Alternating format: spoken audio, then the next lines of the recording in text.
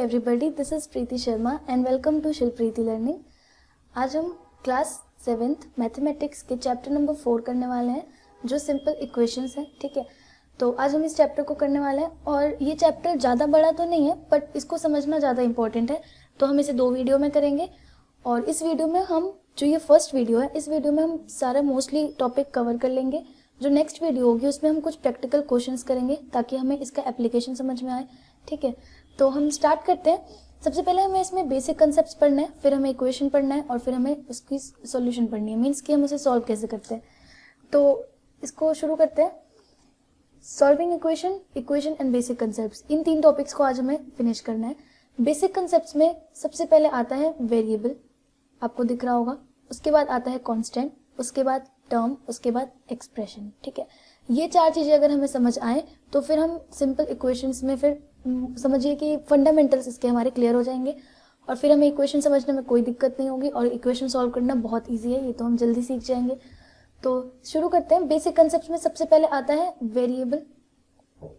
So what does a variable mean? Variable का meaning होता है, वेरी का मीनिंग होता है चेंज, और अगर ये एबल हम लगाएं तो ये बन गया चेंजेबल।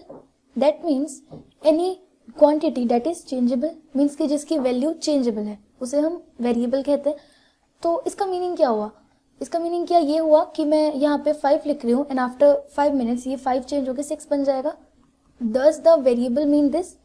Actually not. वेरिएबल का मीनिंग ये है कि एक ऐसी क्वांटिटी जिसकी वैल्यू डेफिनेट नहीं है, जिसकी वैल्यू डेफिनेट नहीं है। अगर मैं x लिख रही हूँ तो मुझे इसका वैल्यू नहीं पता, इसकी वैल्यू कुछ भी हो सकती है, 1 2 3 7 -1 11 100, x की वैल्यू कुछ भी हो सकती है। बट इफ आई राइट 5, तो क्या 5 की वैल्यू में 5 की जगह में मतलब मैं 6 लिख सकती हूँ?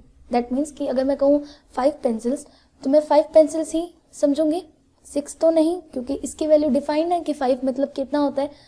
तो वेरिएबल का मीनिंग होता है कि वो क्वांटिटी जिसकी वैल्यू डिसाइडेड नहीं है, डेफिनेट वैल्यू नहीं है। तो बेसिकली इक्वेशन में हम वेरिएबल्स का ही इस्तेमाल करते हैं और इक्वेशन को सॉल्व करके भी हम वेरिएबल का ही आंसर निकालते हैं, इसका सॉल्यूशन निकालते हैं। ठीक है, सो इसके बाद नेक्स्ट है हमारा कांस्टेंट। तो आई थिंक आपको समझ आ गया होगा, ये जो 5 है इसे हम वेरिएबल नहीं कहेंगे, इसे क्या कहेंगे? कांस्टेंट कहेंगे, क्योंकि इसकी वैल्यू कांस्टेंट है, डेफिनेट है, डिसाइडेड है। तो कांस्टेंट में सारे नंबर्स आ जाते हैं हमारे, है ना, और वेरिएबल में हमारे सारे अल्फाबेट्स आ जाते हैं। ठीक है, now next is term and then next is expression. इन दोनों को समझने से पहले वेरिएबल और कांस्टेंट को एक बार और अच्छे से समझते हैं।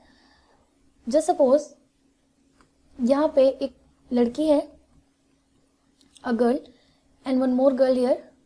ठीक है, सो इसका नाम, जस्ट सपोज इसका नाम है संता और इसका नाम है बंता।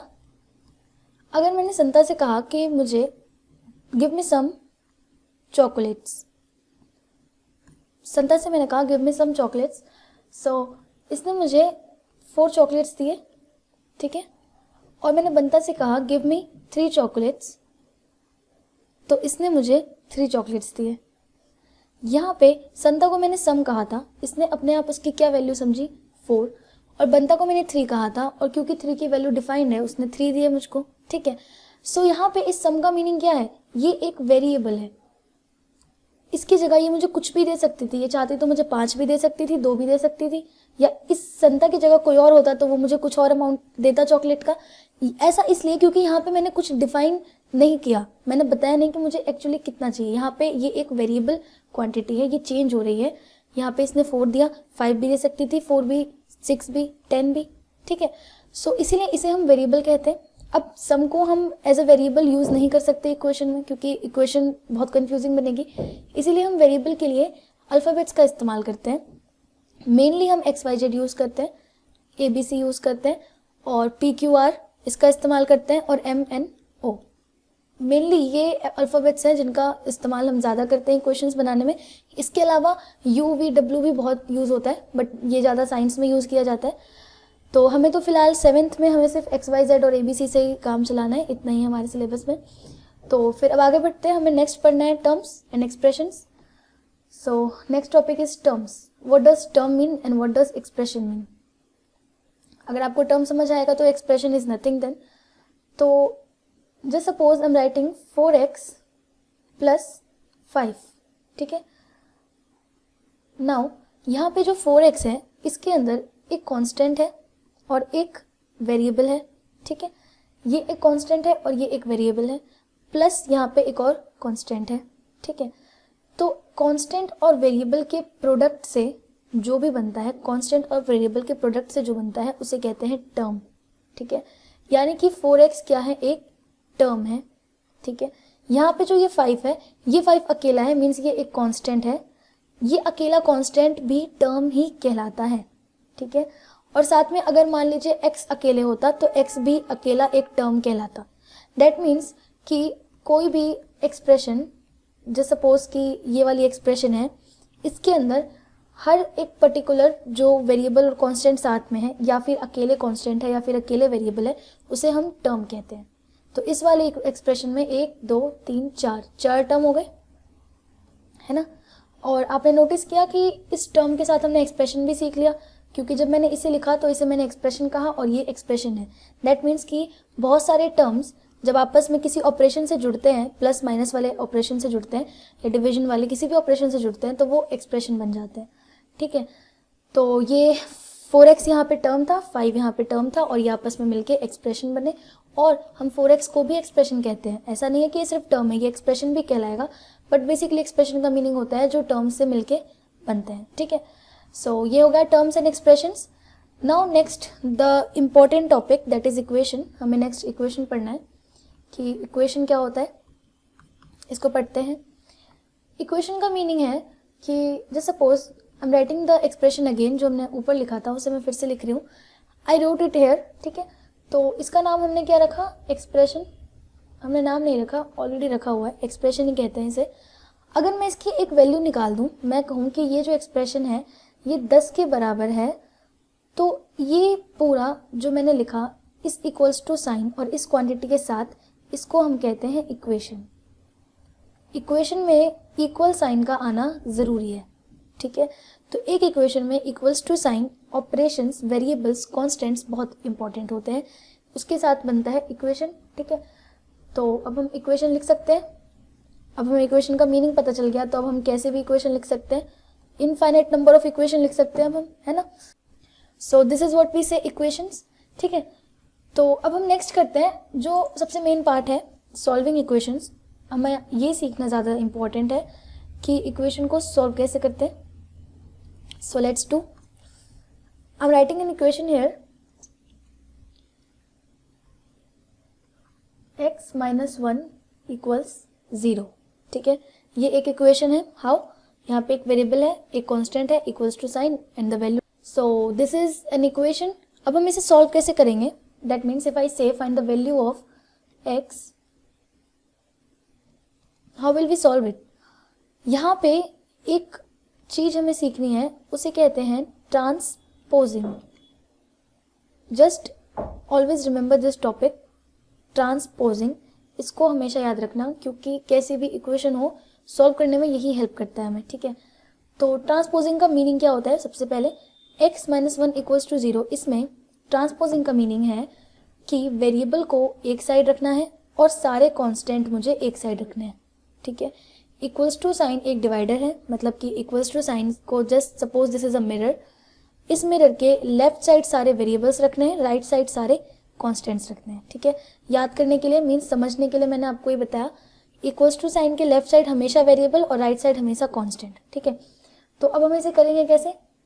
हमारी इक्वेशन क्या थी, x - 1 = 0 थी। यहाँ पे हमारे पास वेरिएबल है x, कांस्टेंट है -1 एंड 0, है ना। तो वेरिएबल अपने साइड है, लेफ्ट साइड तो ये ऑलरेडी है, इक्वल्स टू साइन के लेफ्ट साइड है वेरिएबल, तो इसे हिलाना नहीं है। जो -1 है अपने घर से भटका हुआ, इसे इसके घर भेजना है, मीन्स राइट साइड। तो राइट साइड जब भी हम भेजते हैं, इस मिरर से जब नेक्स्ट साइड वो जाते हैं तो हमेशा अपने साइन को उल्टा करके जाते हैं। दैट मीन्स कि माइनस है तो वो प्लस होके जाएगा, ठीक है। So we get the value of x as 1। ये होता है ट्रांसपोजिंग और यही होता है सॉल्विंग इक्वेशन। किस तरीके से इक्वेशन को सॉल्व करते हैं। ये था सबसे इजी वाला इक्वेशन, ठीक है। तो अब थोड़ा डिफिकल्ट करते हैं। सपोज ये एक इक्वेशन है, ठीक है। यहाँ पे वेरिएबल क्या है, n है ना, ठीक है। So if you got the point, अगर समझ आ गया तो आप वीडियो को पॉज कीजिए और इसे सॉल्व करने की कोशिश कीजिए, नहीं तो आई एम डूइंग इट। यहाँ पे हमें क्या करना है, सेम थिंग, मिरर के left side variable, right side constant, तो left side variable is already given, ठीक है।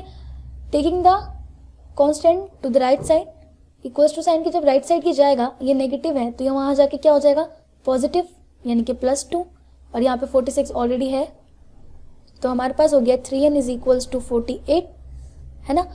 अब क्या बचा, इसको अब मैं आगे कैसे सॉल्व करूँ, 3n इक्वल्स टू 48 है, मुझे तो n की वैल्यू चाहिए, तो इसके लिए हमें 3n इक्वल्स 48 में हमें n की वैल्यू निकालनी है। तो यहाँ पे हमें दिख रहा है कि 3 इंटू n इक्वल्स टू 48 है, 3n मीन्स दिस, है ना।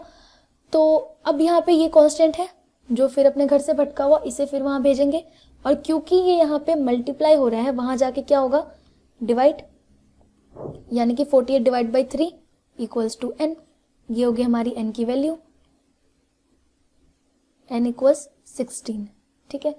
I hope you got my point, नहीं तो एक और इक्वेशन है, बहुत सारी इक्वेशन है, हम सॉल्व करते रहते हैं।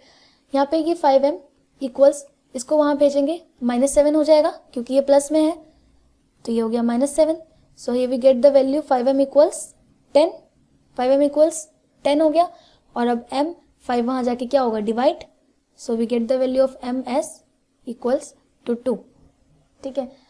सो ये था हमारा सॉल्विंग इक्वेशन, और इक्वेशन इसमें इतना ही था।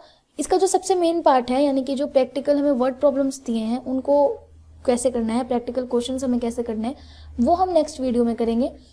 और till then take care and good bye and study hard. और अगर कहीं कोई दिक्कत है, किसी टॉपिक में दिक्कत है, किसी आपकी टेक्स्ट बुक के किसी क्वेश्चन में दिक्कत है, देन लेट मी नो, फिर मैं उसको सॉल्व करती हूँ, लेकिन कोई भी डाउट नहीं रखना है, ठीक है। So take care and good bye.